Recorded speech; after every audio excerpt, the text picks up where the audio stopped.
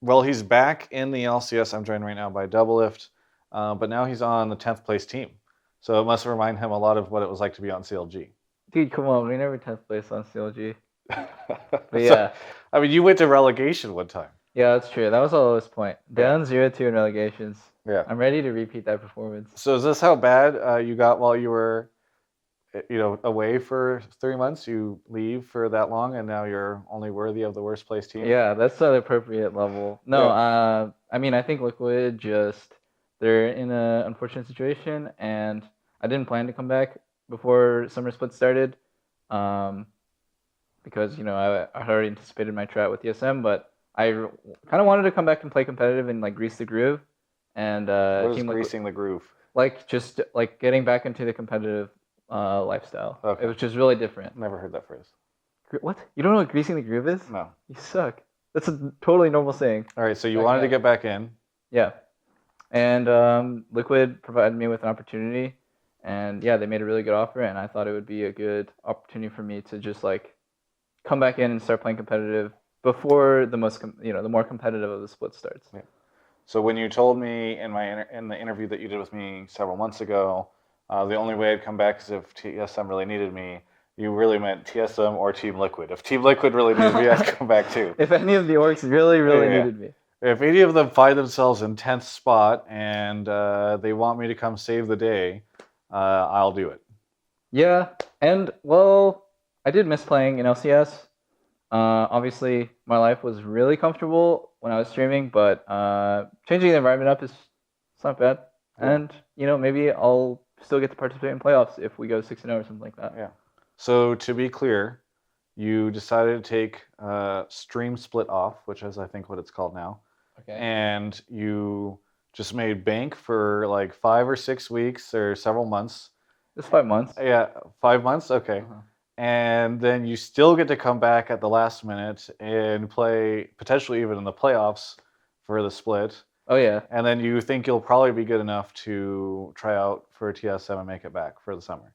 Yeah, yeah. So really, you just engineered like the most ingenious payout for you ever. I didn't engineer it. Honestly, don't have to do any work for months. Get to make a ton of money, and then still show up just in time for the point where the split starts to matter. Dude, I got really lucky with this thing. Was just like out of nowhere, and the opportunity came up, and I was just like, I was thinking about it for a few. There wasn't really that much time, so I guess a couple days, and I was like, yeah, I guess this is cool. Team Liquid is in 10th place. And it'd be cool if I could like come in and turn around the team and just see like what I can do. What was the cut that you gave Golden Glue for setting this whole situation into motion? Oh my God, no wait, dude. Golden Glue's in Korea now. He's boot camping. Okay. Did you hear? Yes. He's far away. No, like I think I don't know, like the Team Liquid's story of always like hitting 4th, and it's really sad that they're 10th. My biggest goal is to avoid relegations for them. Yeah. And I guess like a bonus checkpoint would be if we can make playoffs, that would be really sick. But we play C9 and TSM, obviously like the top teams in the next 6 games. So it's gonna be hard to go 6-0 or 5-1, I think, with the stacked rosters. A lot of people were commenting on the fact that you now share a team with Piglet. Yeah. Who's also known as having a pretty big ego. That's weird. Yeah. How are you planning on balancing that? Oh, I think it doesn't really matter how big player's ego is, actually. I mean, I think there's a lot of evidence to the contrary, but No. Okay. CLG would probably disagree with that statement you just made. Okay. Honestly, the ego thing is super exaggerated. The only thing that really matters is how well the team can work together, because Team Liquid has like great talent, and I'm sure that Reignover, after being so dominant, he has an ego. I have an ego. Like Piglet has an ego. You're supposed to have an ego if you're a pro player and you're successful. Like that's just, it's only natural. Like it doesn't get in the way of our performance or the way we like talk to our teammates and stuff like that. Then it's okay. And for me, like I'm coming in really late, so I don't feel like I have the right to like change anything up. I'm just gonna try to do whatever the team wants me to do. And if they want me to be a shot caller, I'll do that. If they just want me to be a mechanical player, I can focus on that. So yeah. Yeah. Now you'll be playing with Adrian, which was kind of the quiet double whammy. Yeah, exactly. It's like those shoes are big to follow. It's big footsteps. What are your hopes for that situation? I mean, not only are you coming into a place where The mid laner was an 80 carry a couple weeks ago Yeah. and has been an 80 carry forever, including winning a world championship as 80 carry. Yeah. Your support player was on an entirely different team yesterday, Yeah. and before that was on a different team, and all the craziness. You've been just making bank streaming forever and memeing and starting wars with I'm a Cutie Pie. How does this team have any chance of doing well over the next couple of weeks? Well, actually, I think to be clear, the intention is for Matt to retain his starting position and Adrian to just come in and help and substitute if Matt like maybe underperforms or has like some big problems come up. But I think Matt is still the starter, and he has been improving lately from what I've been talking to the coaching staff about. So, yeah, the roster. Reignover was like he came into NA and he changed all the junglers' mentalities, and he was the best jungler by far for like probably the majority of that year of season 6. So he's really good, and apparently mid Piglet. I didn't watch the games to be honest, but apparently mid Piglet's really good, and it's surprising to everyone. Me and Matt should be able to get some synergy going pretty quickly, just because I'm pretty veteran in bot lane, and I'm kind of used to just like playing with new people and just figuring things out with them as quickly as possible. With like Yellowstar and Biofrost changing in and out, like I think we'll be able to handle it well, and I think Matt's good. And then yeah, Lolo's good too. He was supposed to be the fastest improving top laner and stuff like that. And I think like it's really hard to look at his top when you're on the 10th place team. It's honestly just really hard for anyone to look good when you're in the 10th place team. So I really hope we stop being the 10th place team, and we'll see on Friday. Yeah.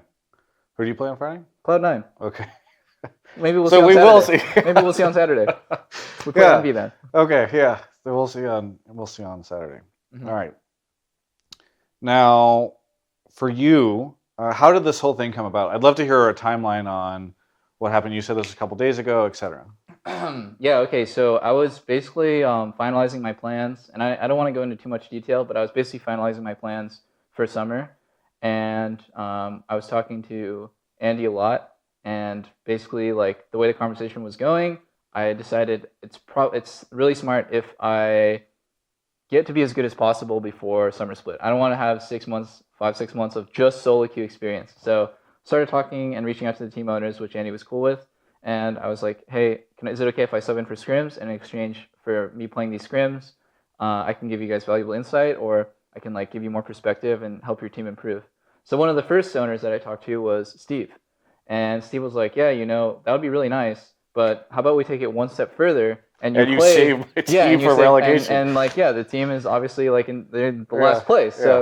So he might lose so much. Yeah. He might lose his entire organization and all the investments and stuff. And I was like, wow, yeah, that really sucks. And especially the roster does look promising. Reignover is really good, and Piglet's really good. And I actually, just the roster on paper, it doesn't seem like it should be in 10th place at all. Sure. So So then did you have to convince Andy, or how did that go? No, Andy was definitely he was super supportive, and he was like, dude, he actually commended me that I was so dedicated and that I really wanted to like be the best player possible.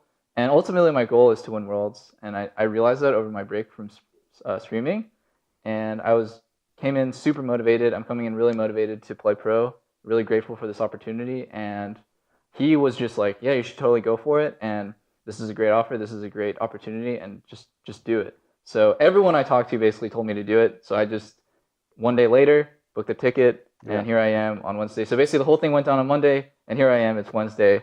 It was a really quick process. Did your girlfriend tell you to do it? Bonnie was really sad. She's really sad right now. Yeah, that's sad.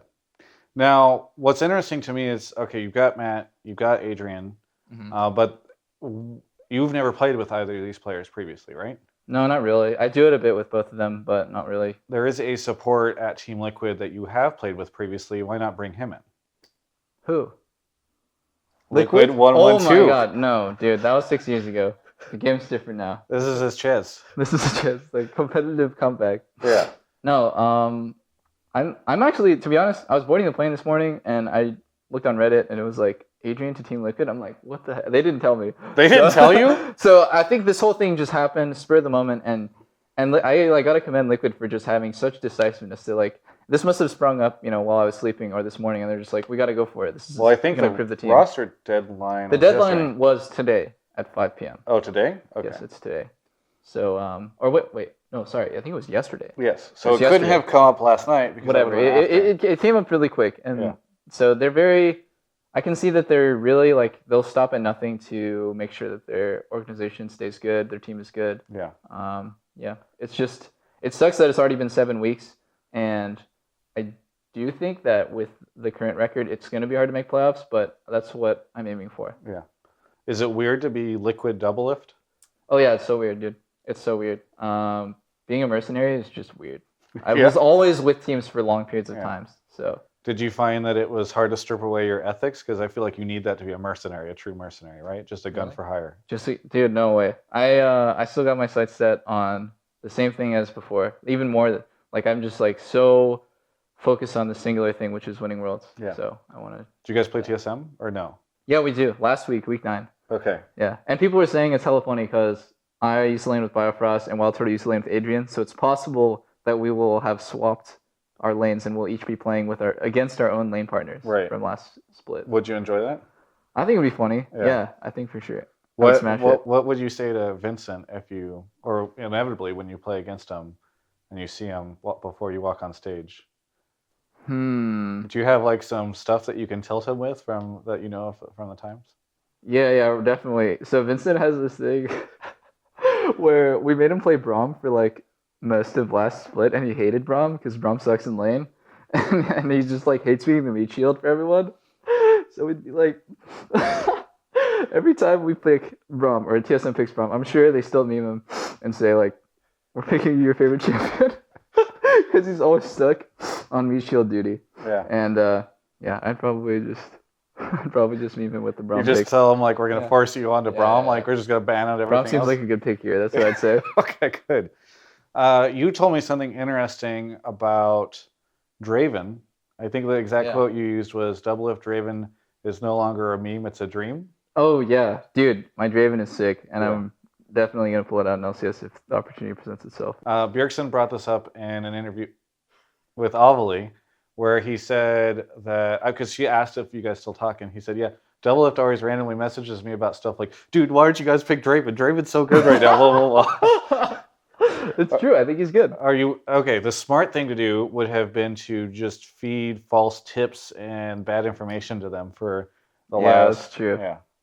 Just try to screw them over. Yeah. No. Actually, we were talking in the middle of the split, or like maybe towards the beginning, and I was like, dude, in solo queue, Zed is so OP. There's these elo boosters that only play Zed, and they're just like stomping my games.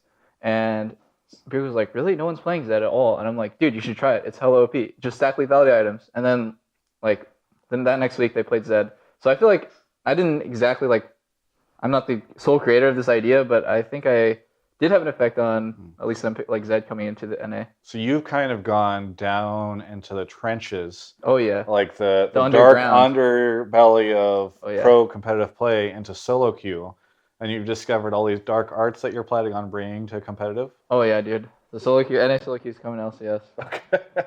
That's all I know now. I'm sure that's what people are really excited about. That should be the headline for this interview. Yeah. Doublelift NA solo queue is coming to the LCS. I am the herald I'm the incarnation of NA solo queue. I've lived and breathed it. We thought he was dead, but actually he was down in the hell land and learning how to become the avatar of this terrible place, embracing these dark powers. Dude, our games are gonna be fiestas. No, they're not. You can't get it more. It's gonna be nice you know and what clean. it is? It's not about making Team Liquid the best team in the LCS. It's about making all the other teams the worst teams in the LCS. Yeah, I gotta bring Just them drag down. them down to your level. It's like, all right, Team Liquid is too heavy for me to carry, but maybe I could just make everybody else heavier. Exactly. Holy crap. And then it's not. Yeah. Then we're just all down on this level. No. Like I could do that, but the one thing is that I've noticed is coming back in. I started watching like the Korean VODs, and I started watching a little bit of the NLCS VODs, but I feel like NA's level in general has not really increased that much. I don't really know exactly what it is, but it feels like in terms of macro, like games just feel really sloppy and not very clean. When a team gets like a 5 or 10k gold lead, I don't feel like they just like push that lead to the maximum without throwing. It's like they either go like extremely reckless and the game becomes like really chaotic, and then the better mechanical team wins, or they just push too far and they throw out Baron or they throw out the inhib or something. And it's just like, yeah, in terms of macro strategy, I think my experience and my leadership skills from last year are definitely going to carry over for TL. Now, I think they already have a shot calling system in place, so I don't want to assume that I just got here. So I don't want to assume that they're gonna just instate me or whatever. But I'll do whatever the team wants me to do, and yeah, I'm pretty excited actually. I'm really excited. I think I'm really good from playing 10 hours a day. Actually, individually, I'm really good. So you think that that NALCS hasn't improved at all in the past 2 months or so? Well, on a mechanical level and an individual level, there is some pretty big improvements I've seen. Like Hanser, for example, his play seems a lot more sharp. He's probably the biggest performer on TSM right now, which is the first time you could say that because Bjergsen was carrying huge last time. And yeah, I mean TSM has pretty much always been out with Bjerg, but I think Hanser, if what I'm hearing is true, that his shot calling is really getting super good, and it's him and Bjergsen mostly leading the team, and his individual play is that good. So there's a lot of individual stuff that I think is a lot better. On C9, for example, contracts seems super strong. Impact seems really good, just like usual. But yeah, in terms of team stuff, I don't think. Okay, last summer, Immortals was super good. People always forget this because they didn't make Worlds, but they were amazing and they were super aggressive. TSM and C9 were really good. We made the finals, and then CLG was always that team that could take games off anyone and could play amazing. They beat Rocks Tigers at Worlds in the group stage, so it's you had these 4 teams that were really really strong powerhouses, and I feel right now, it's not the case. It's not. Phoenix won, and no, these teams, these top 4 teams, not good. All right.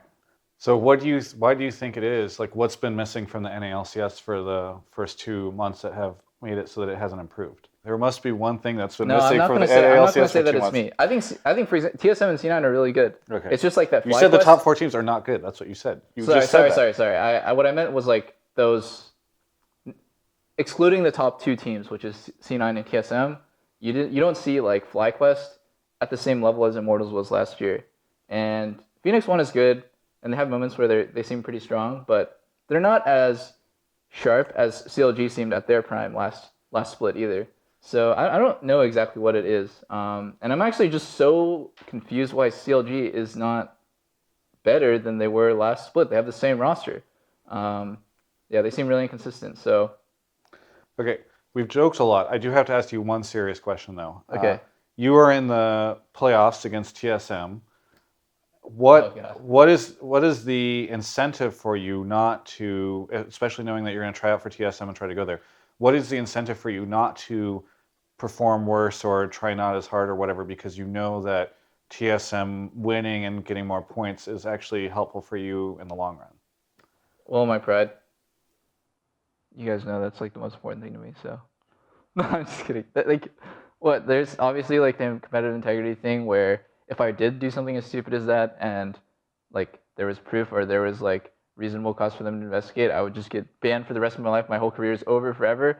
And I mean, if I'm playing for a team, I'm going to put in 100% focus and effort on that team. I'm not going to let my teammates down for my own personal gain. That's really, I don't know, I guess you just have to believe that I'm not that kind of person. And also my pride, if I was playing against TSM, these guys are my friends and long-term teammates. I'm going to try my absolute hardest to beat them and make them look bad. That's just what friends would do. Yeah. I like how you started that. You're these are my friends, long-term teammates. Yeah. I just want to make them look terrible. That is ultimately the goal. I just want to beat them. That's just, I think that's normal. All right, fair enough. Is there anything that you would like to say to any of the fans who are cheering or jeering or whatever their response is to your return? Well, dude, the response to my return has been a lot different than I thought. I thought people were going to be like, damn, what a sellout, what a weird thing. I don't know if I like this. It just feels wrong. But actually the turnout has been people really just memeing up and having a positive attitude and being like, yeah, Doublelift's back. I can't wait to watch him. That makes me feel really good, and it makes me feel really motivated to, after this extremely long break, to come back and just try my absolute hardest and focus all my energy to it. So yeah, my fans have just been really awesome. It's really nice. Thank you for cheering for me. Is Team Liquid going to make a Doublelift jersey? Yeah, it's limited edition for dude, 5 weeks or something like that? That'd be insane. That'd be insane. Yeah, you should talk to them about that because I'm sure It's I know that they're making for me a jersey limited for sure. time only. Yeah. Team Liquid Doublelift The one- expires Yeah. at the end of playoffs. Yeah, it's just like when people got Limited edition print. They got the CLG jersey right after we won Madison Square Garden, and then it was like the Doublelift CLG jersey, and then right afterwards I switched teams. They're like, dude, we got like the last ones, the limited edition. So check that out. I'll ask. Yeah, very good. Thank you so much for the interview, Peter. It is good to have you back in LA, and certainly adding a little bit of interesting spice to the final weeks of LCS. Oh yeah. Yeah. For everyone else, you can check out the rest of our coverage of all things esports here at Yahoo Esports.